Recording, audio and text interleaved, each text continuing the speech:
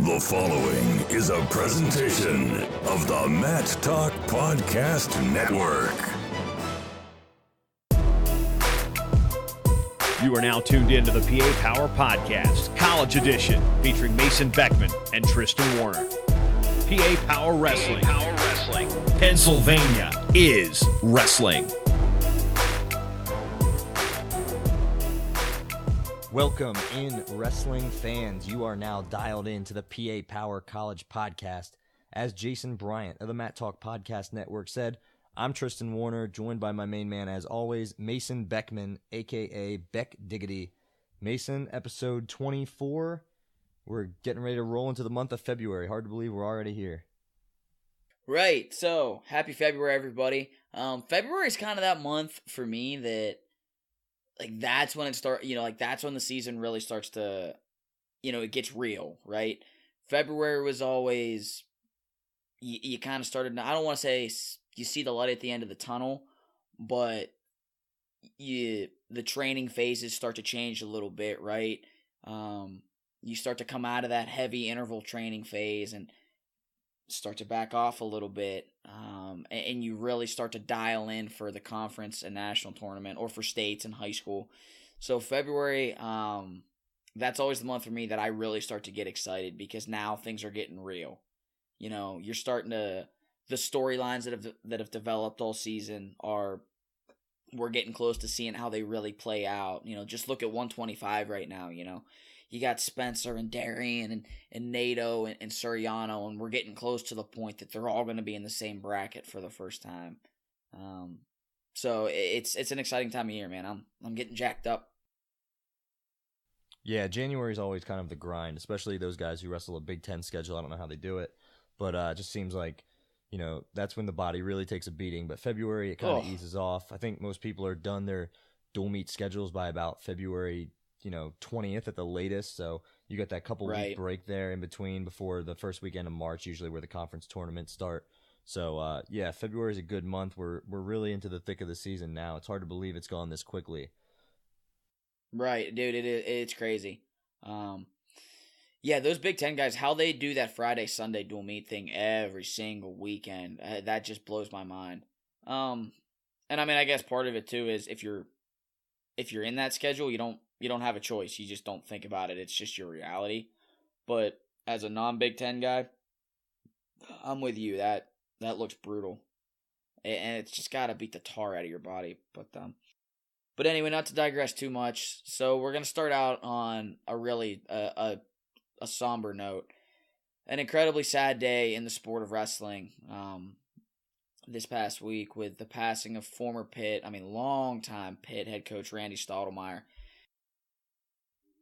Coach Stottlemyer's health had deteriorated over since his retirement from coaching a few years back, and he got called home. So our thoughts and our prayers and condolences to his family, to the entire Pitt wrestling and Pitt athletics families. He was an incredible guy, and he did incredible things, not only for Pitt wrestling, but for the sport. And to anybody that had a chance to meet him, you couldn't find a nicer guy. You couldn't find a guy that cared about his athletes more. I know that to the very end, my college head coach, Pat Santoro, wrestled for Coach Stottlemyer. And, to the very end, anytime Pat was even within 2 hours of Pittsburgh, he would go out of the way to see Coach Stottlemyer, and that really speaks to the character of individual. So it's really a sad day in wrestling. We lost a giant. Yeah, that's really sad stuff. Rest in peace to Coach Stottlemyer. Like you said, long time coach, coached a ton of All-Americans and successful Pitt wrestling teams, and young too, only 62 years old if I read that article right. So that's really sad stuff. He will definitely be, remembered as a person, and also just his wrestling accomplishments. Right. So, moving on from that, some news and notes, just little things. Got to give a shout out to everybody that medaled over at the Urigan in Russia. I realize this isn't college, but hey, David Taylor's a Penn State alum, so we'll throw him in there. So David Taylor, Kyle Snyder, and Tamara Stock all win Urigan. Kyle Snyder becomes the first American man to ever win back-to-back Eureka titles. Tamara Stock becomes the first American period to ever win back-to-back titles. Although I will say this about Snyder and Stocks, the differences between the two. Eureka is a competition that what makes it so incredibly difficult is the fact that it's like you see all the Russians and you see all those Eastern Europeans. The Eureka for the women, I don't think is quite what it is for the men, just because the powers worldwide in women's wrestling, you have Japan, you have China. So, you know what I mean? If you wanted to have the same thing as the Eureka in women's wrestling, it would be like dropping it in Tokyo and having the entire depth chart of the Japanese team be able to be there. Still extremely impressive by Tamara Stock, but it's not quite an apples-to-apples thing, for what that's worth. Other Fun medalists... Game. What? Apples to apples, fun game. Fun game. I'm more of a Cards Against Humanity person just because I have a bit of a twist. We know you don't like the PG. We know you like to spring for the full version. Right. Yeah, that's a very good way to put it. Well done. So other medalists, Allie Reagan, Kyle Dake, both take a silver. Nick Wisdowski and Frank Molinaro, another Penn State alum, both finished bronze medals. So shout out to all of those senior level athletes for representing the USA. Kyle Snyder's still in college, which is just the most absurd thing ever. But other news and notes, Pat Downey's waiver was denied by the NCAA. He will not suit up for Iowa this year. And then the other one is Kanan Storr. A really strange situation here. So Storr was ranked as top 20 guy all season for Iowa State. Obviously he committed to the old regime of coaches with Kevin Jackson, the Paulson twins, Angel Escobedo. They left. They were let go, and they have all dispersed. Coach Jackson is involved with USA Wrestling now, I believe. The Paulsons are at UVA, and Angel is at his alma mater, Indiana, right? So Coach Dresser and his staff come in, and Storr's season, it was going well, but not what everybody had expected. And he came out last week and just said that he's immediately transferring, basically foregoing one of his 4 runs at a national title. And then where it really gets strange is Kevin Dresser, in an interview with Flo, made a comment about some illegal contact being made with him by some of the former Iowa State coaches. So really bizarre situation there. Going to be interesting to see how it plays out. But it must have been a really, I don't know the right word to use, but strange and uncomfortable situation for Kanan Storr to throw away one of your 4 runs at a national title. Yeah, that's just a bizarre situation. It makes you think that whatever was going down at Iowa State left him uncomfortable enough, I guess you should say, to want to, take himself out of the equation for the rest of the season. Right. Either that or whatever team, I guess it's, who is it, UVA, that they're making the accusations against, was pulling him in that direction. Yeah, that's the word on the wire, as the kids would say. Yeah. But also, Dresser came out with a statement and just said straight up, they're going to grant him the one-time transfer release. Best of luck in your future endeavors. So, they made no attempt really to try to reel him back in. Yeah. So interesting. And I hear you had an interesting run-in this weekend. I did. I was at the Cumberland Valley Youth Wrestling Tournament, and I see a bigger Mason Beckman come up, shake my hand, start talking to me. It took me about 10 seconds to realize who this fellow was, but none other than former Wayne Danger teammate / coach Lawrence Beckman, the older Beckman brother, in the dome of Cumberland Valley, coaching his little guys at the youth wrestling tournament. Had no idea that he was a Lancaster resident now, but good blast from the past there, catching up with old Lair Bear, as Mason calls him here. Lair Bear, low rent, another one. That's still what my dad calls him. Our dad calls him to this very day. So shout out Lawrence Beckman. making an appearance both in the Cumberland Valley Youth Tournament and now on our podcast. So, moving on from random run-ins, outstanding wrestlers of the weekend, had a pretty good list.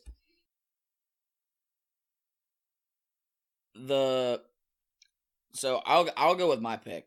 Let's do one Pennsylvania guy and one non-Pennsylvania guy, because that's kind of how our breakdown here worked out. My PA guy, we're going to stick with the Wayne Danger theme. I'm going with the one and only Chandler Marsteller. So Chance, his first big win, honestly, probably of his college career, now that if I really step back and think about it. He's got an 8-4 win over Chad Walsh of Ryder, who's a 2-time All-American. Walsh, coming into the match, was ranked 5th, I believe.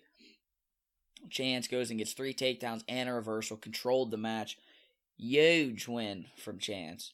And then my non-Pennsylvania outstanding wrestler, I'm going Jaden Ironman for Penn and Dean Heil.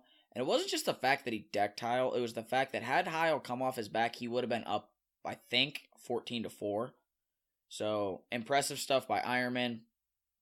And we'll talk a little bit about Heil later. But so yeah, I'm going with Chance and Ironman as my guys.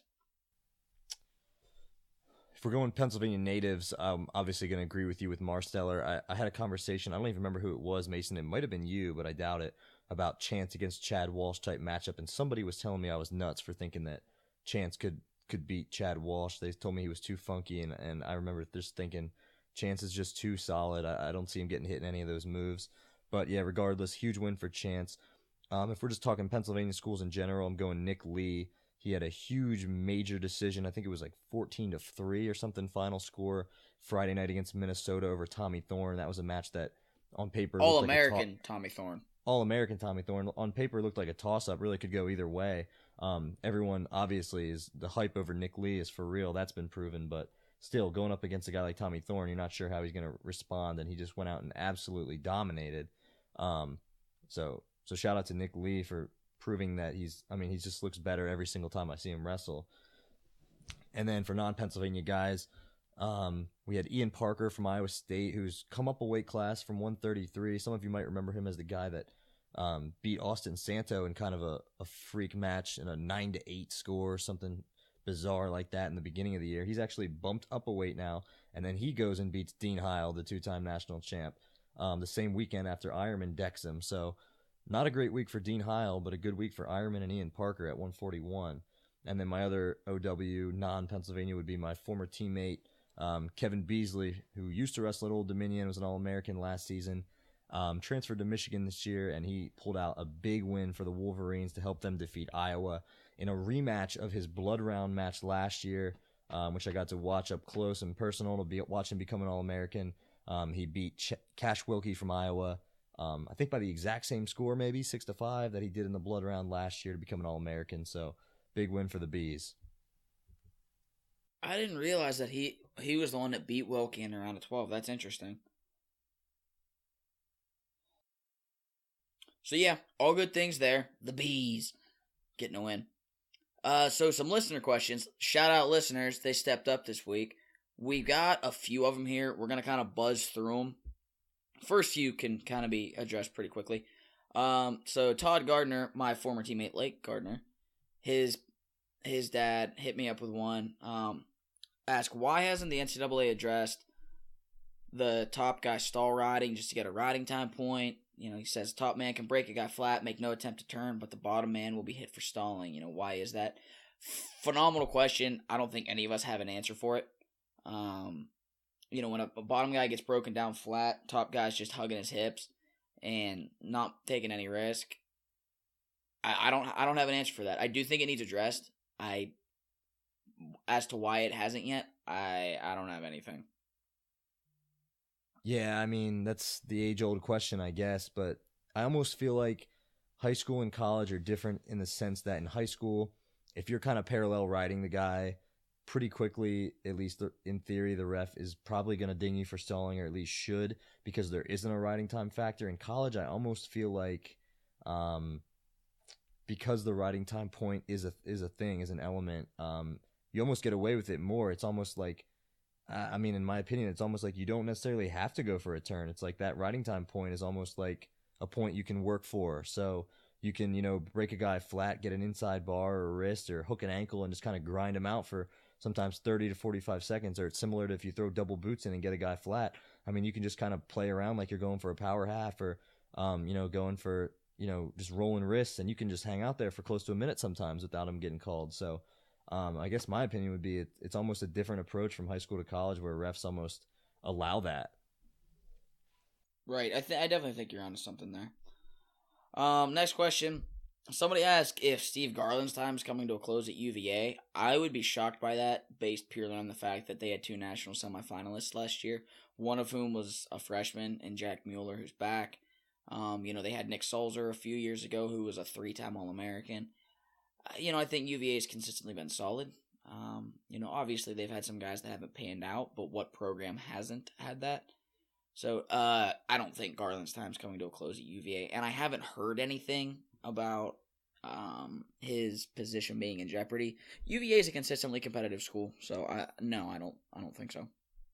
I would agree. Yeah, I mean Garland's a pretty accomplished coach. He consistently brings in good recruits, and a lot of them, like you said, do pan out, and a lot of them go on to do good things. I mean, do great things at an incredibly prestigious school. So, I mean, yeah, I would say, unless there's some inside rumors out there that I don't know about, I would say he's doing a pretty good job. Yeah. Next question. The next 2 kind of roll together. So,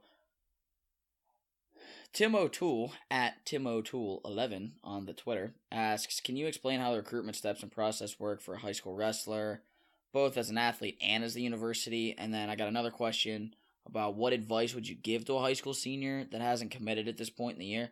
So recruitment steps and process for a high school wrestler.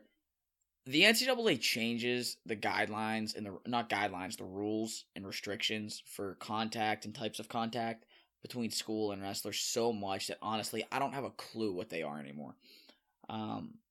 Mainly because they don't really affect my life anymore. I should relearn them to help out the kids that I coach, but as it stands right now, I don't know the specifics of the rules themselves, but I mean, it pretty much goes, a school in some way, shape, or form will express interest to a kid, or in some cases, a kid will reach out to a university and say, hey, this is a university that, you guys are a program that I'm interested in, and you just kind of go from there. There's no real set process. There, you have your phone conversations. I think they're allowed to text now. You get written correspondence that comes into play as far as handwritten letters and things. So it's a fluid process, man. No 2 recruitment processes are the same. So there's not really, I can't really give you a straight answer as to how recruitment steps and process work for the wrestler and as the athlete. A lot of it's feel. You just kind of have to go based on your gut, both as the coaching staff and as the athlete, to try to figure out what school you need to be with or what athletes you need to be recruiting. And as far as advice to high school seniors that haven't committed at this point, honestly, I would take your time and put it to the side right now. You're into February of your senior year of high school. Dial in, worry about making the most of your last month and a half of your high school career. Go. There's a spring signing period for a reason. Right. Go chase your goals and, let the dust settle where it may. And then, you will have options. Never doubt that. You will have options. And, when you're presented with them, one of them will make sense. I don't have any other way to say it. One of them will just make sense to you, and you'll know where you need to be. So just take your time, man. Don't rush it. Don't commit because you think you should, or you think that's whatever, you see these kids posting on Instagram and Twitter like, man, I want to have that post. Do what's right for your future because you're determining your future. So yeah, and let the month of March raise your stock as it can. You got the individual postseason. You've got plenty of tournaments after, even if you don't have the performance you wanted at states. You got the NHSCAs. You got Flow Nationals. You got the freestyle season gets going in early April or whatever. So I mean, the pressure doesn't necessarily have to be on an uncommitted senior to you have to go get that state medal, and that's the only way you're ever going to get recruited. I mean, I've heard multiple coaches at college level, almost purposely target or pinpoint guys who maybe didn't have a great state tournament, but they know how good of a caliber the kid is from other things that they've done and seen and heard about. So, I mean, I would say to a high school kid at this point, there shouldn't be any extra pressure on you come postseason to perform thinking that that's what you have to do in order to get recruited. There's plenty of other opportunities. There's plenty of other hearsay, and there's plenty of other, outlets or tournaments that you can perform at some point, even if you're a senior, that you can still get your stock raised enough that college coaches are going to take interest. Not to mention all the off the mat elements, such as, having good grades and just doing the right things. The next question, I think this is a pretty simple one. All the disorganization and chaos at youth tournaments, if it's hampering participation numbers with officials not having control of the mat area, I think it is. It's a mess. It needs to get under control. Parents, kids, you should not be laying all over the mat. Officials, please take control of it. And Mason, I gotta ask. The reason I brought this question up, I had a colleague basically, and a couple other people have actually brought this up to me recently, talking about, this is a guy who is pretty new to the sport of wrestling, has 2 kids that are first year wrestlers, but I was at this Cumberland Valley youth tournament this weekend. I saw a little bit of it for myself, but just from what I've heard from various wrestling parents and people close to the sport, especially at the youth level, it really sounds like, from when we were kids, I don't really remember this as much, but coming to youth tournaments now as an adult, it really does seem like it's chaos, absolute chaos. The one I was at, and from what I've heard, there's just kids laying on the mat. There's parents everywhere. There's no control over, who's going where. Refs really have no control over the mat area. There's disorganization at the tables and the score clocks, and there's nobody working the microphone at the head table. It was really disheartening to see, and I'm not calling out Cumberland Valley because our youth tournaments actually are run pretty smoothly compared to what I've heard and what I imagine at other schools. But my question is basically just, it was disheartening to see, someone who doesn't really have a wrestling background, but his 2 kids really love the sport. They're first year wrestlers, but they really like it. They want to get involved in it. They want to, maybe have a future in it. But, if that's the kind of setup and the experience they're getting at a novice tournament, what are the chances that they're going to continue and pursue that kind of sport down the road? And, we hear so much about how participation numbers are down. No one's wrestling anymore. Numbers are dropping. Basically, I just feel like, is this kind of chaos hampering participation numbers in the future if kids are going to get turned off to the sport, or at least parents are going to get turned off to the sport from this kind of stuff that's going on? I agree. So I think that we're in agreement. It needs cleaned up. And then the last question, and this provides a really good segue here. So somebody asked me if the current crop of guys in Division I from the Whippeal, from District 7, if it's the best that the Whippeal's ever produced. So rattling off, these are the guys from the Whip in their ranks in Division I right now. Jason Nolf is first. Vincenzo Joseph first. Luke Pletcher, number 2. Kemmer, number 2. Spencer Lee, number 3. Josh Shields, number 6. Zach Savatsky, 8th. Dom Forey's 10th. Tyler Smith, 10th. Solomon Chisco, 13th. Tayshan Campbell, 14th. And Josh Maruka is in that back and forth with Surtsis. And if Maruka is in the lineup, he's in the 10 to 12 range. 12 guys right there with the lowest ranked 16th. Right? And again, if everything holds true to ranking and seed, Nolf, Chenzo, Pletcher, Kemmer, Spencer, Shields, Zavatsky would all be All-Americans. That's 7 All-Americans just from the Whippeal. So I did some research. Since 2000, because my data only goes back to 2000. Since 2000, the 2 years that the Whippeals had the most All-Americans, 2000 was the highest, which was 6, with the list being Jeremy Hunter, Josh Koscheck, Mark Engel, Matt Ziska, Sean Shapert, and Vertus Jones. And then in 2005 was the only other year that there were 5 or more. That year you had Coleman Scott, Drew Headley, Greg Jones, Jake Herbert, and Troy Letters. So, look, I think the answer, the best ever thing's always difficult, but statistically, if this group pans out at the NCAA tournament the way that they're projected to, and look, you also have Solomon Chisco, who's a 2-time All-American. You know if Solomon comes to wrestle, he's going to be on the podium, right? Dom Fories is, the number 10 guy. He's been in the round of 12. Dom is very capable. You could very realistically end up with 10 All-Americans in this group.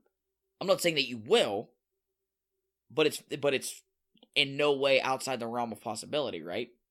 Tyler Smith's another guy. Tayshaun Campbell. Any one of these guys could All-American. So, the best ever argument's always difficult, but I think when you have a group of Nolf, Chenzo, both are defending national champs, if everything holds right now, Nolf will wrestle Mikey Kemmer in the finals. You have Spencer Lee, who's viable to make the finals. Luke Pletcher, who's liable to make the finals. So you could easily see 4 or 5 of these guys in the national finals.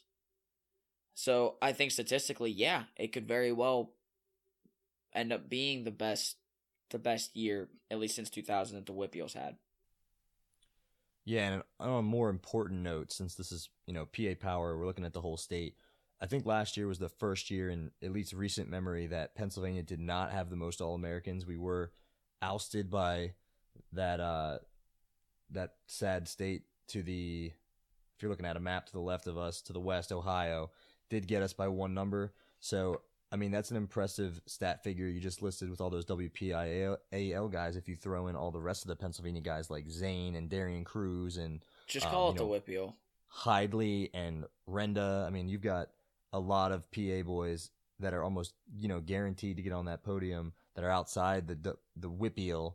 There you go, Mason, the Whippeal. So that helps us a lot if we're looking at trying to reclaim what always has been ours, the most highest All-American count. Right. Yeah, it's super. I've never heard anyone call it WPIAL. It's just, first of all, it's just a mouthful. But yeah. You're absolutely right. It's definitely good to see that even just the whip itself could produce the most All-Americans of, any state, so to speak. Let alone you widen it out and you include the Lehigh Valley and District 3 and District 4 up north and everything. Really good crop of guys right now. So, let's get into our weekend results. It's got to start with Penn State Rutgers, man. There were a lot of things to unpack here. So, Nick Suriano gets a pin in his, I don't know if you call it a revenge match or whatever you want to call it, but his first match against the Penn State guy, Suriano gets a pin. Del Vecchio over Keener in what was a pretty good match. Keener had a bit of a rough weekend. He lost to McKee against Minnesota Friday night. But I thought both matches were actually promising for Keener. Both McKee and Del Vecchio are really good guys. So I actually think in that McKee match, Keener puzzled me because I think he went down by 13-3 or something, and then he came back and scored literally 4 takedowns in a row in the third period. So I don't know if Keener just turned it on at the end or if McKee just absolutely, collapsed. But, either way, like you said, he showed promise in the third period, just didn't put together a good first 2 periods. Yeah, agreed. Nick Lee won a close one over Mike Van Brill. That was interesting to me. I never thought Lee was in any danger of losing the match, but he struggled with Van Brill. Van Brill did a really good job. He wrestled him hard. Zane Rutherford went to a boxing match and a wrestling match broke out. So Rutherford almost was like a point or two shy of teching DeLuca.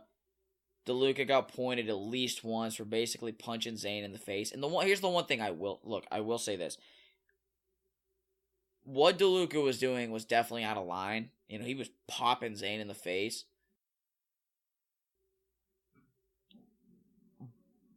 But I do think it's a very fine line. DeLuca was over that line. But the hands to the face thing, I think Zane is as guilty of that as anyone. As just general hands to the face. Like, Zane's not punching anybody the way DeLuca was. But there's a little bit of that going on. And the only reason I say that is I've seen a lot of conversations about that match. And, you can't really say if you're arguing in favor of Zane, you can't say, like, oh, you absolutely have to keep hands out of the face. Well, while I agree you can't punch a guy, I don't have any issue with what Zane does. His hands to the face, I'm totally fine with. My point is just that it's very hypocritical if you say, get your hands out of the face, and you're defending Rutherford. Right? You can't punch a dude. We're going to skip 157 for right now because that's just, we'll come back to it. Vincenzo Joseph, he controls Richie Lewis. Richie did look good, but Vincenzo controls it. He wins I think 5-4 match that did not feel like a 5-4 match. Gave up the dumbest penalty point. Not on Chenzo's fault. The call was just atrocious. But anyway, Chenzo looks good, continues to do Chenzo things. Bo Nickel wins 6-5 over Nick Gravina. Actually gave up a takedown where Gravina sat the corner on a shot. I mean, Nickel didn't... It's not like Nickel looked bad, but he looked a little off, right? I think he has multiple times this season. We talked about that last episode. Not discounting him in any way. Still a front runner for a national title, in my opinion. But, yeah, just I guess, uncharacteristically close matches this year compared to the first 2 years where we'd see him just go out and just chuck people and pack them in the first 38 seconds or something. Even guys better than Gravina, we saw him do it to Sammy Brooks last year twice. We saw him do it to the Nolan Boyd from Oklahoma State at least once or twice. I mean, yeah, this year it's been a little bit more close matches, and I'm not sure the reason for it. I don't know if I really don't have a good answer for that, but I was a little surprised to see a 6-5 with Gravina, but Gravina has always been a guy that's been really scrappy. I know he's wrestled with some injuries before, and that's never stopped him. He wrestles,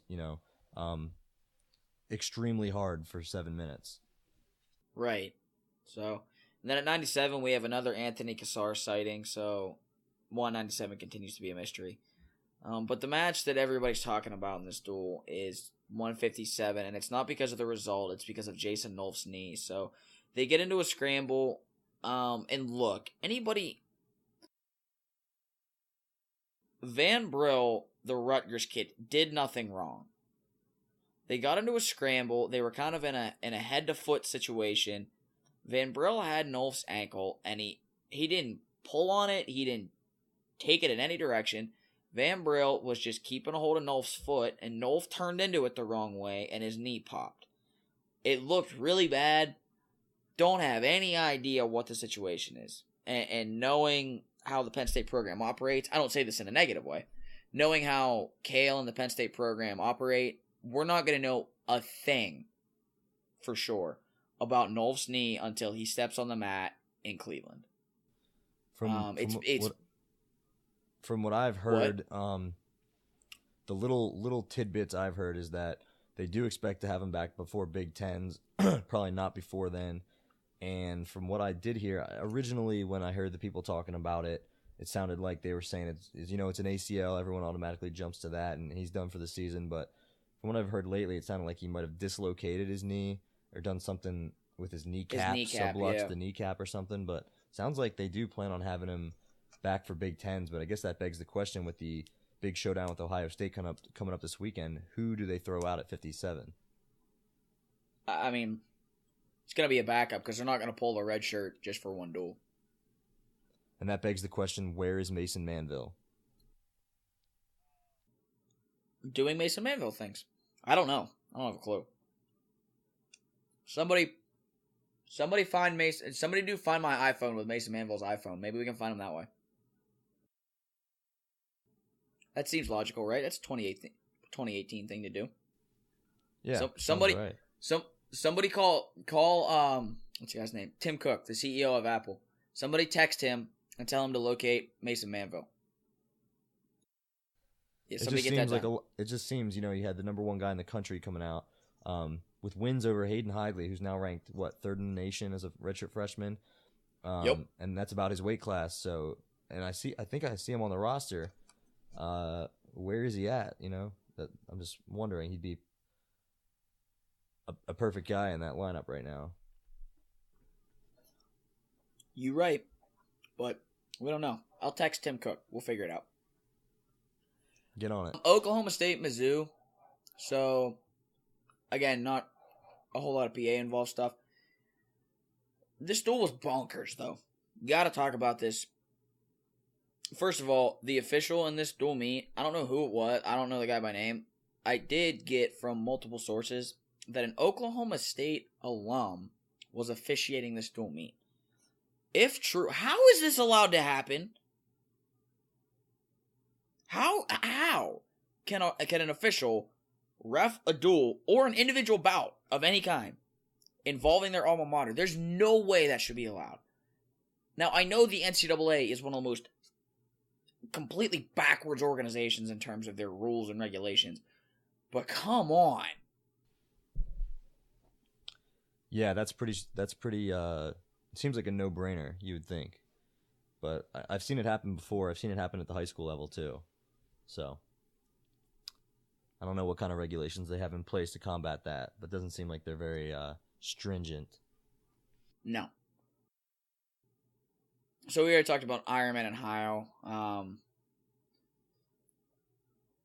The calls from the official, everything from Oklahoma's 33 and 65 should have been decked, and it was just a mess. If you get a chance, go back and watch the dual meet. It was a wild hour and a half. Penn State, Minnesota. Chenzo gets a 3-1 win over Nick Wanzik. Again, Chenzo controlled it, but Wanzik continues to impress, man. I don't think he's going to beat Imar or Chenzo, but anybody else is within Wanzik's wheelhouse. I really believe that. Nick Lee ran a full tilt locomotive through Tommy Thorne, and that we've already touched on that. My alma mater, another rough outing for them. They fall to Virginia Tech 20-17 in Blacksburg. Darian Cruz got a forfeit. That was weird. Still no Scotty Parker or Ryan Price. I do have news about them, but we will discuss that later in this podcast. Had two guys lose. Had one guy 133, Nick Farrow. He lost on a third period. Ride out. Was tied 2-2. Takes bottom. Gets ridden out. And then at 197, Chris Weiler was in I want to say either a tie match or losing by one. Yeah, was losing by one going to the third and got ridden for 1:45 to lose on riding time. So pretty impressive outing for Weiler, though. Yeah, redshirt freshman going against the number 2 guy in the nation, who's a 2-time All-American now. Yeah, agreed. But you get a chance to beat the number 2 guy in America, you got to make it happen. Easier said than done, but I see your point. It is easier said than done. I totally agree with that. There's a reason Jared Hott's ranked number 2 in the nation. Right. He finds no a way argument to win there. close matches. So, and no Solomon Chisco in that duel. That another side note here. So, again, still a very fluid situation with old Solly. But rough outing for the alma mater. Going to be really good to get 2 of the big hammers back in Scotty and Price. Iowa, Michigan, just to buzz through it real quick. Spencer Lee basically killed a dude. 14 points in the first period. Yeah. 141 in this dual meet was a complete disaster. Brandon Sorensen actually scores a lot of points now from what, people don't realize this. Brandon Sorensen's really, really good. He just gets run over by Zane. No Mikey Kemmerer on the mend a little bit, but he'll be back. I talked to him a little bit. He'll be back better than ever. Caleb Young looks solid, man. He's not quite a full-size 74, but he's going to be a good one. He's going to be a really good one. Talked about PD3 and the Bees coming through with a big W. That's the first time, by the way, I can ever remember Michigan beating Iowa in our lifetime. Yeah, I'll give you that. I don't remember any off the top of my head. Might have to get old Brock from Flo to give us I feel like he's a good off the top of the head trivia guy. He could probably give you an answer on that one.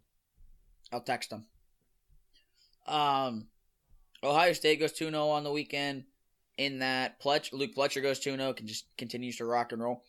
Tayshaun Campbell got stalled out against Michigan State, and the first stalling call he gave up was at the very end of the second period. Weird situation. Kept backing out of bounds. He gets stalled out in overtime. Just a bizarre thing. I thought Tom Ryan was going to lose his mind, which I totally get. Just a really, really wacky situation. So not good for the brand. And then The real interesting part was the next duel on Sunday against Purdue. Tayshan wasn't in the lineup, so take that all for what it's worth. Drexel falls 20. Yeah, I mean, if you get stalled out of a match like that and then you don't wrestle the next day, I almost feel like that could lend some, a hint that maybe he's sick or hurt, injury or illness. Yeah, or something. I don't know, but I've heard whispers and things that he's not 100% healthy, so that would explain a lot. Especially because that kid from Michigan State, that kid's not even in the same zip code as Tayshan if he's healthy and wrestling right. So Drexel falls 21-12 to Binghamton. Austin DeSanto is out sick with the flu, but he'll be back. All good. Penn goes 2-1 on the weekend. Wins over F&M and Bucknell. A loss to Binghamton. Edinburgh goes 2-0. Wins over Clarion and George Mason. Clarion falls to Edinburgh and beats Cleveland State. Pitt falls to UNC.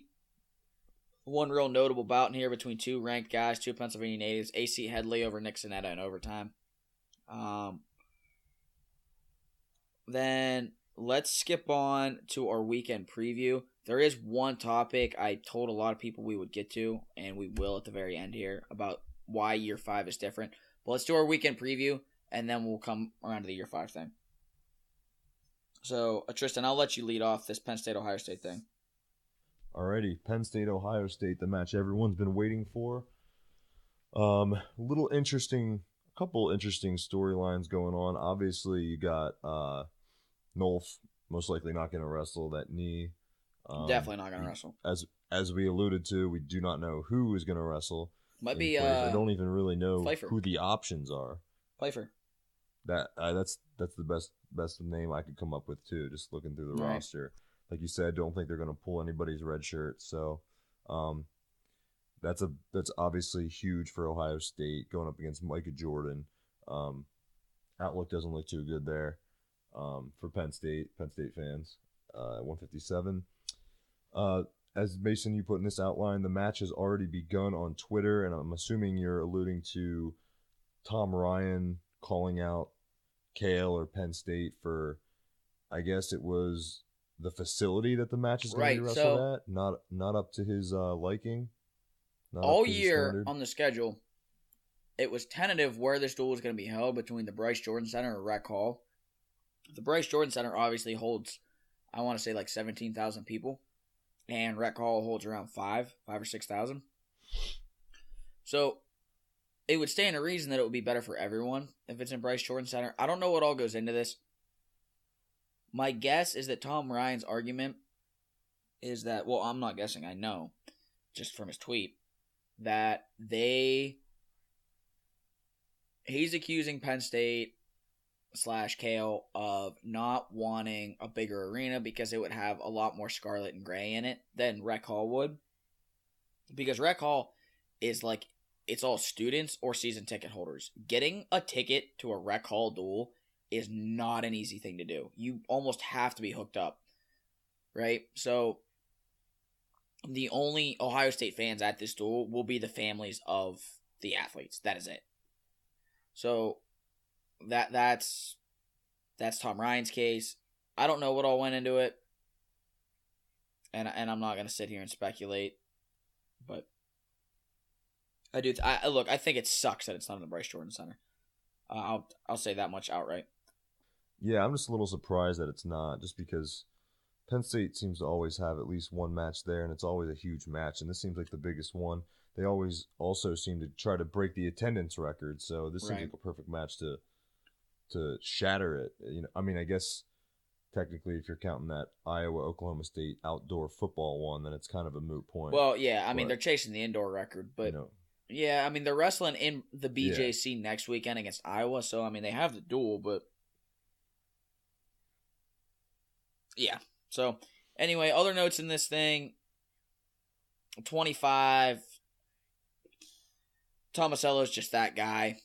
Like, unless your last name is Cruz, Lee, or Soriano. So, Tomasello probably getting a bonus. Pletcher Keener going to be interesting. Hopefully, Keener really comes to wrestle the full 7 minutes like we saw him for the last 3 or 4 against Minnesota. But I still think Pletcher's kind of got the edge there. 41's enormous. 41 is one of the biggest ones. The dual meet comes down to 41, which is Joey McKenna and Nick Lee. 74, which is Mark Hall, Bo Jordan, a rematch in the national final. And 84, which is 2 national champs, Bo Nickel and Miles Martin. I think round 7. So, those 3 I think are the dual meet. Penn State's going to need them all to win. With Nolf out, Penn State needs them all to win. Yeah, and in light of topic we literally just discussed a couple minutes ago, will we even see Tashan Campbell wrestle for Ohio State? I mean, him in the lineup, probably not going to beat Chenzo, but probably going to give Chenzo a pretty good match. Him not in the lineup, I'm not sure who they threw out there, but could be bonus for Chenzo. Could definitely change the complexion of the duel. This match, I'm just so excited for this match. It's going to be bonkers. You know, then at 97, you've got Colin Moore, the undisputed number 1, against question mark. Tristan, you and I are in agreement. You got to send Rashid, right? Rashid, as your outline says. Yeah, dude. Got to send him. I don't know. He's been pinning everybody. And you know what? You got to ride the hot hand. Well, you got to ride the hot hand. And Kassar's been wrestling well, but Rashid's just on a heater. I'm talking Allen at the casino and the Hangover level heater. Right? So. With the man purse. It's a satchel. There's Skittles in there. But the other thing, too, I think that could be really interesting, depending on where this dual meet starts. If it starts at 25, which I doubt it will, I bet it'll probably start at 97 to finish with the Bo Mymar match. If it starts at 25, you weigh him in. If you need a win or something, if you need some points at a 97, if you're KO, I send Rashid because he's always got a puncher's chance. Right, with that cradle. Because if he locks his hands, he's death with it. So it'll be really interesting. I think it's got to be Rashid, but Penn State pays KO and not me, so we will wait and see. And then heavyweight, Nick Neville's is really good, but Kyle Snyder's the best guy on planet Earth, so Godspeed, Nick Neville's.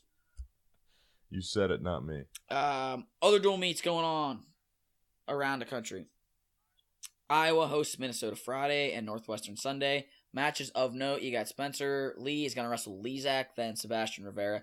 Huge weekend for Spencer. You know, obviously going to try to follow up the NATO win and continue to rock and roll. Caleb Young will see Johnny Sebastian. And just a total sidebar, Northwestern's got to be the only team in America with 2 dudes named Sebastian in the lineup, right? With Sebastian Rivera and Johnny Sebastian. I think Jeff is going to have to pay you more for observations like that. That's all I'm saying. What'd you say? Jeff, PA Power, is going to have to throw you some extra cash for pulling out an observation like that. That's why they have me. But yeah, seriously, how many Sebastians? Somebody, I don't know who, but somebody that's listening to this, go start searching Division I rosters and let me know if that's true or not. Will we see Mikey Kemmer? Possibly. We don't know. If he does, he would wrestle Jake Short against Minnesota, the always solid Jake Short. Pitt is home against North Carolina State tomorrow on Friday. Voorhees and Tariq Wilson. Tariq Wilson just coming off a big win over Jack Mueller. Nick Zanetta will wrestle Kevin Jack. Hayden Hidlay versus Taylor Brumani. So there will be some good individual bouts. I think NC State, the dual score will probably end up lopsided in NC State's favor. But be some good bouts. Penn does a swing amongst their fellow Ivy League schools. They go to Brown and Harvard on Saturday. Drexel will be at Hofstra, then home for Ryder. Hopefully we see DeSanto back in the lineup and scoring touchdowns again. Lock Haven will be home all weekend. Thursday against Edinburgh. Saturday, Cleveland State. Sunday, they wrestle Cornell. We'll get to see a Chance Marsteller, John J. Chavez matchup. That'll be an interesting one. That Chavez talking to Nate Brown, a former teammate of mine who actually wrestled Chavez in the duel when Gabe Dean was hurt. said that kid is an absolute freak of nature. So that'll be an interesting bout. You know, Chavez, I'm pretty sure, is ranked like 15th or 16th. Clarion's home against Ryder on Friday. Then you've got the Edinburgh Open on Sunday. Tristan, did you ever wrestle this thing? No, thankfully. No, dude, I hated it. Hated it. Let me say that going to school in Virginia, all I ever wanted to do was come back to Pennsylvania. There was few opportunities I got. I always wanted to go back, and no disrespect to Edinburgh as a university or a program, but even coming back to Pennsylvania, still didn't want to go to the Edinburgh Open. I forfeited my trip back to the Keystone State because I didn't want to go. First to that of Open. all, you're going to Edinburgh, adjacent to Erie, which is the snowiest city in America, in February. It's cold, super snowy. You're wrestling in that bubble, that practice bubble for the football team or the track team or whatever. So you're going to walk in, and the pressure change is real weird, and the air is always super dry, and it's just, nah. Not to mention, you do win like a sword, though. you don't do win a sword, but I got beat in the finals. Nah. By who? Mark Gray, because I fixed my headgear mid-match like an idiot. I deserved that one. Classic Mason. I was so mad. Mainly because I had won the Clarion Open earlier in the year, for which you get a helmet, like a knight helmet. So you really wanted to finish off the chivalrous armor. Right. You just couldn't do it. And you should see these swords. Now, the year I was there, they looked more like I would say probably like an 8 to 12 inch blade. So it was more like a very large knife. They give legitimate swords now. I'm talking full tilt gladiator swords. Now, they're not sharp, but that can be arranged. So, yeah, Edinburgh Open. One thing of note is, number one, it's on Arizona State's schedule, so I don't know if we'll see them there. I seriously doubt that we'll see Zahid and Shields and Maruka and everybody, but I don't know. I've been wrong before, I'll be wrong again. Scotty Parker and Ryan Price, however, will be making their return at the Edinburgh Open, so excited to see that on multiple fronts. And that's, as far as I can see, that's pretty much all we have for this upcoming weekend. So that will allow me to get into the one topic that I told a lot of people in the Twitter sphere that we would cover. So where this started, you know, I'm watching the Oklahoma State Missouri duel, and I watch Heil and Ironman, and it wasn't just the result, but you've kind of seen with Dean Heil this year, he just hasn't looked like the same guy. You know what I mean? It's just been like half a step slow, or something's different, right? And I tweeted out about something to the effect of, and Tristan, you can attest to this too, that fifth year is a completely different animal.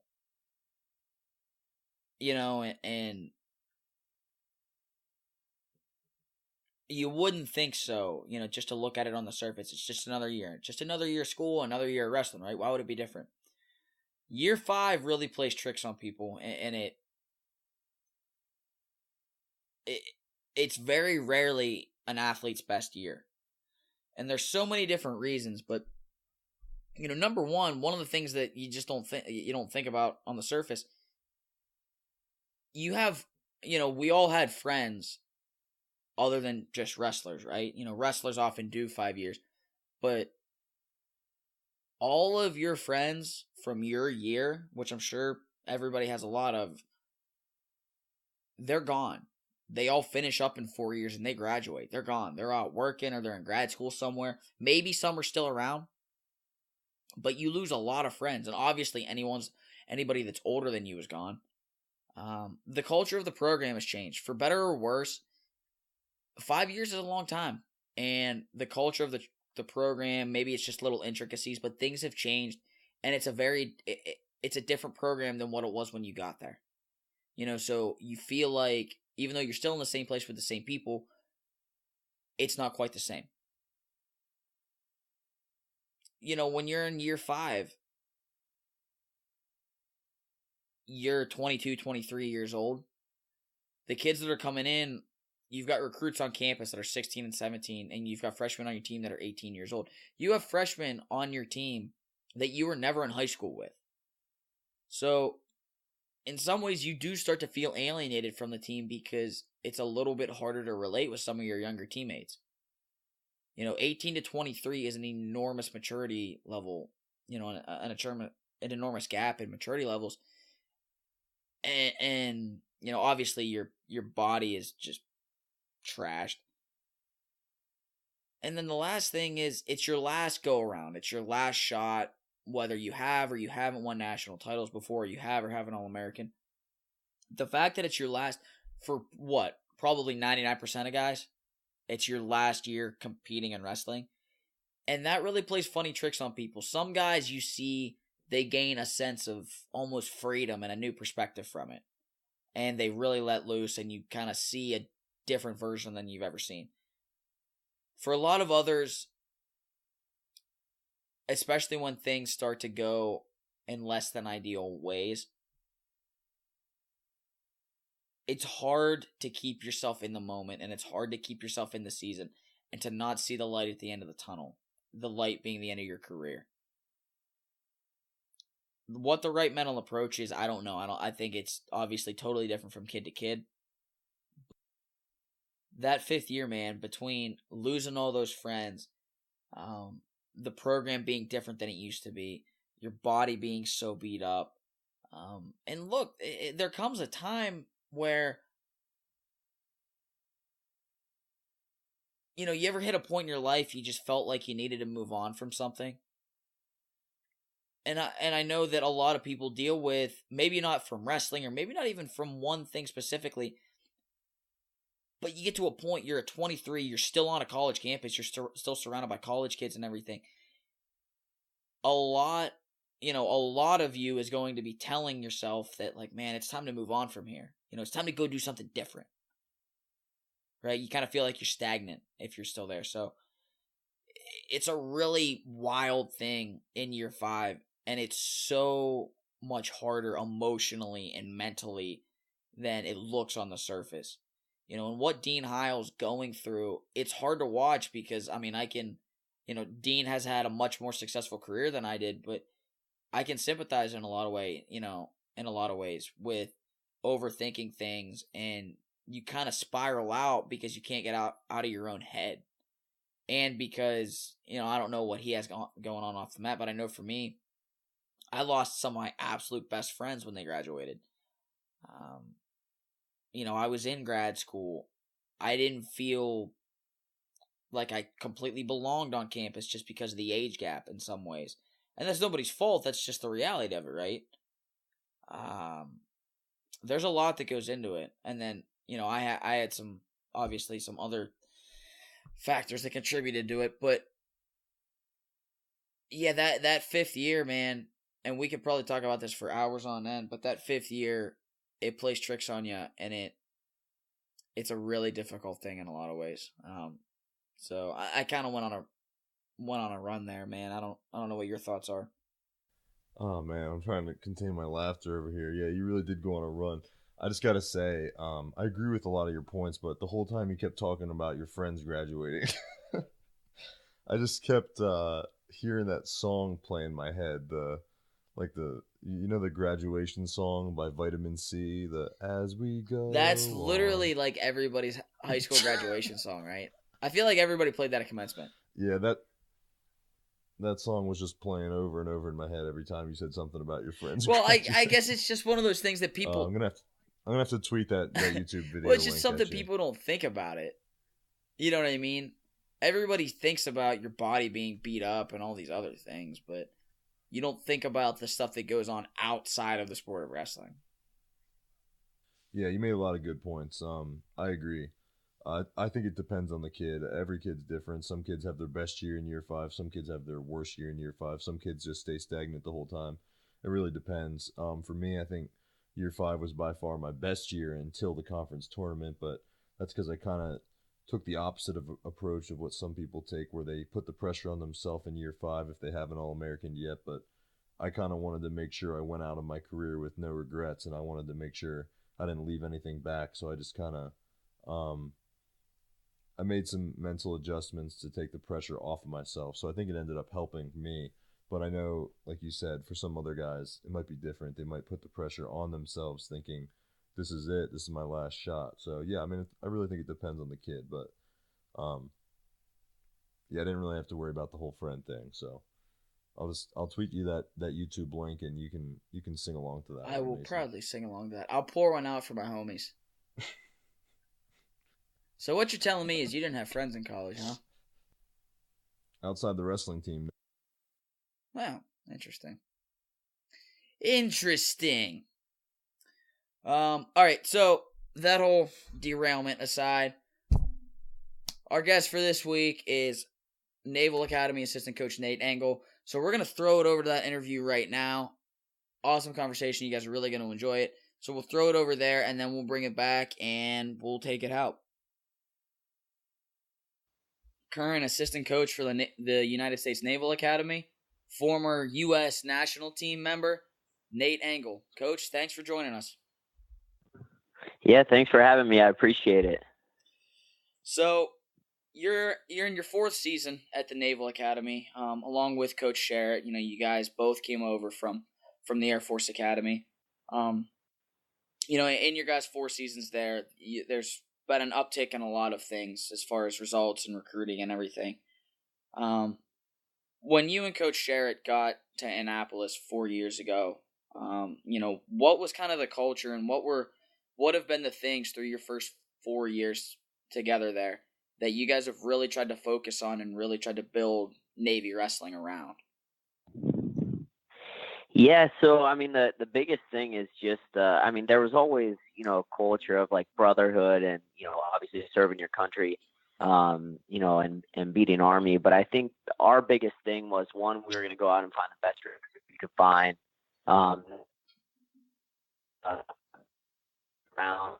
be on the mat year round. Your goals are for after you graduate and join the Navy or Marine Corps, you know, you can still have those same goals, but you can still be a great wrestler and, you know, get you know, the seniors that we have now became mat rats their freshman year. I mean, they were literally on the mats 24/7 as much as they could, you know, outside of their different military trainings in the summer. So really they helped us build a culture of, you know, kind of what we saw in the vision of the program.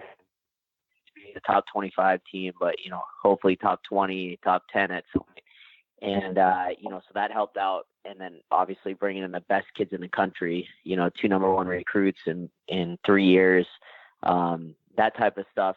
And just going out and finding the wrestlers that maybe didn't know about being in the military and being in a service academy, and opening that, hey, you know what, I can go at a service academy, I can be a national champ, I can be an All-American. And not only that, education is free, and when you graduate, you have a job waiting for you for at least 5 years.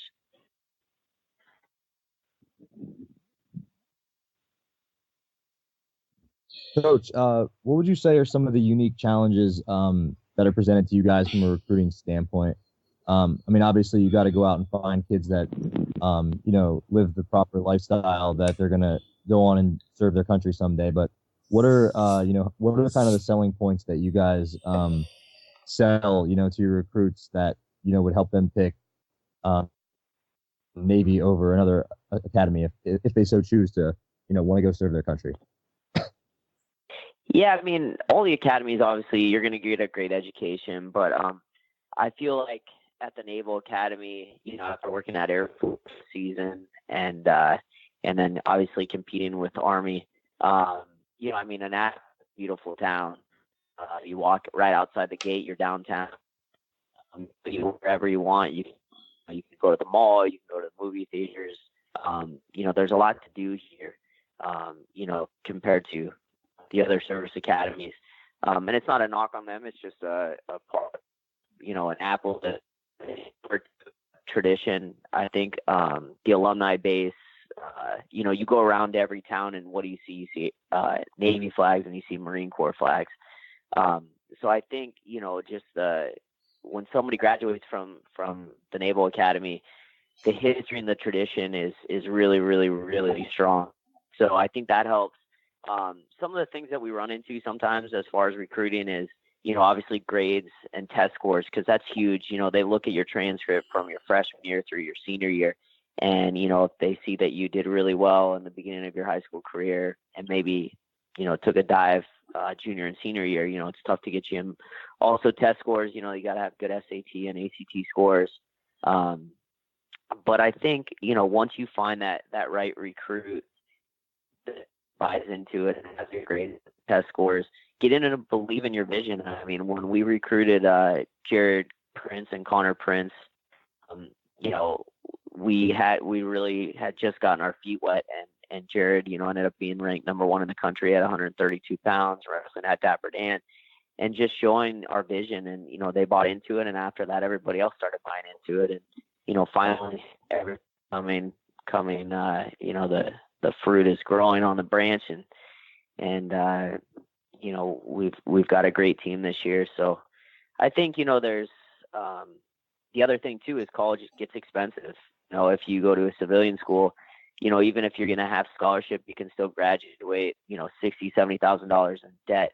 And, hard to come by today. So just showing the recruits that, hey, look, you graduate, there's no debt. You graduate, helps out a lot as well. So, you talked about getting the Prince brothers and the different recruits you guys have been able to get in recent years. What did guys, so Matt Miller making the run that he did in New York City, ended up 5th. And, now you've got Jadaine Bernstein, who's ranked in the top 10 in the country and everything. And obviously getting Jared, a number 1 recruit, a guy like that. What have the success stories of guys like Matt Miller and Jadaine Bernstein? How has that helped your recruiting? And, has it been easier to sell the Naval Academy and the success that kids can have there because of those guys? Yeah, absolutely. I mean, I think, every 9% of wrestlers in the country have Twitter or Instagram or Facebook, some sort of social media. So, they're always on that 24/7, and so they're starting to see, and you see every program, tweeting out stuff, with social media and all that, and putting out, what's going on in the program, and not just how great the wrestling team is, but, spare time, what they do in their summertime, So I think, having that kind of success, I mean, when Matt Miller took 5th in the country at Madison Square Garden, I mean, I don't know how many people fit in Madison Square Garden, but I think every single person gave him a standing ovation, and then he was the NCAA pin leader. So that helps. And then, Jadaine, I mean, he's kind of like a speak softly, carry a big stick type of guy. And, his results, I mean, he works his tail off in the wrestling room, and, came from a great family, a hardworking family. And so I think all that stuff is just feeding, and the articles that are being put out, it shows, what we're building. And so I think, that's definitely helping the program, because when you're winning, people hear about it and it's contagious. For me, Navy always sticks out, especially in the last few years. They always stick out as a team that you guys are able to take a lot of recruits that I wouldn't say are like the top ranked guys in the country. I want to say guys that fly under the radar a little bit. And you guys continually just churn them out to be top level guys that slide into the top 20 rankings all the time. Like, just off the top of my head, I remember Peyton Walsh was a guy that was in my bracket at NCAAs, like an 8 seed, I think. He wasn't a huge big time recruit, but he really worked his way up, and then just developed him into some really top level D1 talent. Yeah, so I think, it comes down to, even before, I mean, Joel was an assistant coach from 2000 to 2006 with Bruce Burnett, and even before that, I think, there's a tradition on our team that, we're going to work really, really, really hard in the practice room. It doesn't matter if you're first string all the way down to 4th or 5th string, line to line, whistle to whistle, whether it's 7-minute match, whether you go all the overtimes, whatever it may be. We're going to try to win in every position and work really, really hard, because, if we give up the first takedown, we're going to make it really, really hard on you to get that first takedown, and it's going to wear on you. You're going to get tired. And so I think, that tradition, the mindset of Navy wrestling, since the beginning of time. I mean, Lehigh and Navy, those were like huge rivals back in the 60s and 70s.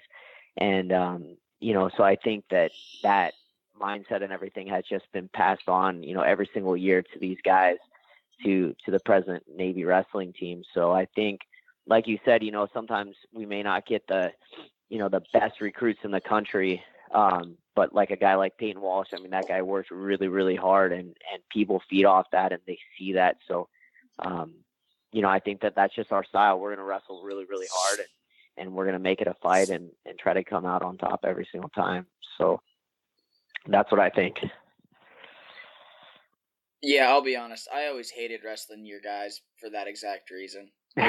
There was absolutely no such thing. Like, even if you won a match 10-0, you came off and felt like you'd been in a fist fight. So, you're a guy that when you competed at the senior level, and made a couple national teams and everything, you did it through the Army World Class Athletes program. Talk a little bit about, both your time in the WCAP program and what drew you to the service originally. Because, you were an NAIA guy in college and everything, and then you came out and made the decision to go in.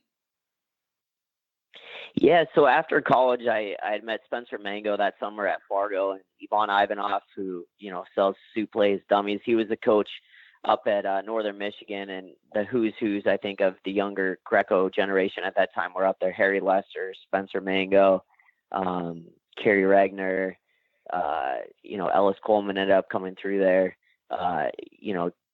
A ton of great wrestlers were up there. And so I had an opportunity to go up there and kind of work on my master's. Well, the master's thing fell through just because I didn't want to be in school anymore. But I got a great opportunity to wrestling for Sunkist Kids with Jim Grunwald, who was a two-time Olympian in 2000 and 2004. So I won University Nationals my first year up there, and I finished sixth in the Open, my first Open. And so I started wrestling for Sunkist Kids. Great opportunity. I mean, they took a chance on a guy that had, no prior results. I never placed at Fargo. And so I did that for 2 years, and, traveling with the WCAP team, it was like a big family. And I knew that I wanted to compete internationally for a longer period of time. And I just knew I couldn't, make a living doing what I was doing. So, I decided to talk to the WCAP coaches, and I decided to take a leap of faith and join the military. And right after that, then Spencer Mango followed, Harry Lester, Ellis Coleman ended up joining, Max Nowry, Marco Lara was there before me. So there was a ton of guys that I looked up to in that program. Jermeel Byers, who was the face of WCAP, Keith Saraki, Aaron Saraki, a lot of big names. So I decided, hey, you know what? I want to make a career out of this. I really want to serve my country. My stepbrother's a Marine, been in for 21 years now, and still going. So, I went to basic training for 10 weeks, went to my AIT, which is your school training to learn how to, shoot rockets and do artillery. So I did that, got back about a year and a few months before the 2012 Olympic trials. And it was the best thing I ever did. I mean, I wouldn't be where I am today without it. Sean Lewis, Bruce Robinson, incredible coaches there, have put out a lot of, the talent on the Greco side. So it was a great, I was there from 2010 till 2014. And then I took the job at Navy. But it really, I don't think I would be where I am today. So, it was an incredible opportunity. They're doing great things. They're going to continue to do great things. The Army is very supportive of that program. So it was just a great opportunity. I'm, really happy that I got the chance to do that.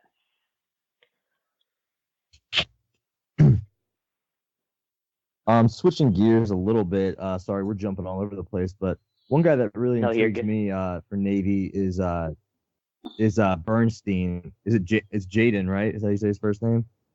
Jaden. Okay. Well, Jaden Bernstein, he's been so close to All-American so many times. It feels like 2 or 3 times he's been to the national tournament now. His guy's been around for a while. I think he's been in the blood round at least once, if I'm not mistaken, or pretty close to it. What's it going to take this year to get that guy on the podium? He's been so close. He wrestles a fun, exciting style to watch. I know he's had a couple crazy matches with, I think, Taylor Lujan that people always talk about. From a coaching perspective, what would you say is it going to take to get him on that podium in March this year? Yeah, I mean, like you said, Jadane's been close, 2 times round of 12, sophomore year, got a concussion and couldn't finish after his quarterfinal match. So I think this year, he's, he always works hard. He's worked hard since his freshman year and just getting better in positions and to his positions that he can win. So I think he's got to wrestle 7 minutes, his style. Like you said, he's wrestled Lujan 3 times now. He lost him last year at the scuffle, then beat him at the NCAA tournament. Then he got pinned by him at Vegas and, got caught. So I think for Jadane, he's every single match, he's just got to really work hard on wrestling his match for 7 minutes plus, and great things will happen. I mean, he was wrestling a great match against Mark Hall this year at the Southern Scuffle and ended up losing, I think, 4-0. But, I mean, he was right in it the entire match for probably 6.5 minutes. So I think, it doesn't matter his draw. I think he's wrestled everybody that's somebody, at 174 pounds. There's no easy matches, but if he just goes out there and competes hard and wins his positions, he's going to put himself in the top 8. And I think he's going to do some really, really great things for himself and for the program, in Cleveland, March 4th or 15th through the 17th. Really the last question I had, and this is something I've kind of always been curious about, as someone who has obviously an extensive Greco background, that's where you spent, your time at the senior level and major national teams and everything. How does that play into your coaching style? There aren't a ton of Division I coaches running around that were elite level Greco guys. How does that play into your coaching? And is that something that you really try to pass on to your athletes? Yeah, I have this conversation pretty often with a lot of recruits and with the guys on our team. I wish I would have known the Greco stuff that I know now when I was in college or even in high school, because I think it really gives you an awareness for your hips. It gives you an awareness how to get into double unders or double overs, over under ties, things that people aren't very familiar with when they haven't wrestled Greco. And I think you get into I get into positions of practice with the guys all the time, and I love to throw and I don't mind doing it. And so just teaching the guys different things, even just simple things, 2-on-1s, things, different positions with underhooks. So I think a lot of it plays into, because Dan Gable said it, wrestling is wrestling, doesn't matter what style it is. And so that's my philosophy as well. Is like anything that I can teach you to help you, from my Greco background to folk style, the freestyle. I mean, it's all wrestling, and you got to be able to win positions. And, when you're out there hand fighting, it doesn't hurt to get an underhook or a 2-on-1. So I think that's a lot of stuff that I try to teach the guys at the Naval Academy, and it's been pretty neat. Last year, we took a bunch of juniors to the UWW juniors, and we won the Greco tournament. We beat Northern Michigan by a point. And it's pretty neat to see Coach Sherritt. He was a freestyle guy and a folk style guy, and seeing him, kind of using some of the stuff that I've been teaching and vice versa, stuff that he knows, and it works. So it's been really neat. And we had a national champ last year at juniors, and so a little piece of me inside, likes to see that stuff. And then I'm also coaching the junior world team this year, Greco junior world team that's going to Slovakia. So I'm really excited. I think we have a great group of guys that are going to make the team, and I think they finished second last year. So looking to, keep doing better. Before we let you go, Coach, do you have any last final words or any kind of message you want to send out to any potential recruits listening to this podcast, especially those in the Keystone State here, PA Power Wrestling? Anything you want to say about Navy Wrestling or the program, or just, academy life in general? We'll give you the floor here just to close it out. Yeah, no, I want to, thank Coach Sherritt for this opportunity of being able to coach at the Naval Academy, Chuck Ladchuk, our athletic director, most of all. But as far as, for Pennsylvania wrestlers, I mean, the stats don't lie. who gets the most All-Americans and national champs almost every single year in and year out. It's Pennsylvania. So, just look at the Naval Academy. It's a great opportunity, not just for wrestling wise, but for your future. And once you graduate, your future is extremely bright. Graduating from the Naval Academy, there's no better thing that I could ever say than serving your country and raising your right hand, doing, less than 1% of America raises their right hand to serve their country. And it's a pretty amazing opportunity. Just looking forward to the future of Navy wrestling and growing as a team and keep climbing that ladder every single day. And thank you guys for this opportunity. I truly appreciate it. I love listening to it, week in and week out, and you guys do an amazing job. Thank you. Well, we appreciate it, Coach. Appreciate the heck out of you taking the time to come on. We know how busy you must be day to day. And obviously we really appreciate the kind words. So thank you again. I'm going to tell you good luck this weekend, just so I can make fun of Tristan. Thank you. I was just going to say, appreciate you coming on, Coach. Take it easy on those Monarchs down there. Sounds good. And Mason, send me your guys' shirt sizes. I'll get you guys some stuff in the mail. Hey, see, the message got out there. There it is. Awesome. Much appreciated. But yeah, send me your sizes and I'll send you guys some stuff. And then I'll see you guys at PA State. And I'm sure probably NCAAs and everything else. Yes, sir, you will. Amen to that. All right, thank you again, All right, Coach. thanks, guys. Appreciate it, man. Yeah, absolutely. Thanks, Have Coach. a good night. You too. Bye-bye. Bye. All right, and that was Naval Academy assistant coach Nate Engel. We thank him for joining us. Listeners, keep sending us your questions. We appreciate this week. We've got a lot more feedback, a lot more inquiries, if you will. So gives us a lot more, topics to cover and things to talk about. So we thank you for that. Make sure you keep them coming. With that said, that's going to wrap it up for us at the PA Power College Podcast. Thanks for dialing in, as always. I'm Tristan Warner. Find me on Twitter at WarnTriz, and you can find Mason on Twitter at Beck_Diggity. Visit PAPowerWrestling.com for all your wrestling needs, and be sure to follow us on Twitter at PAPowerWrestle, and go ahead and give us a friend request on Facebook.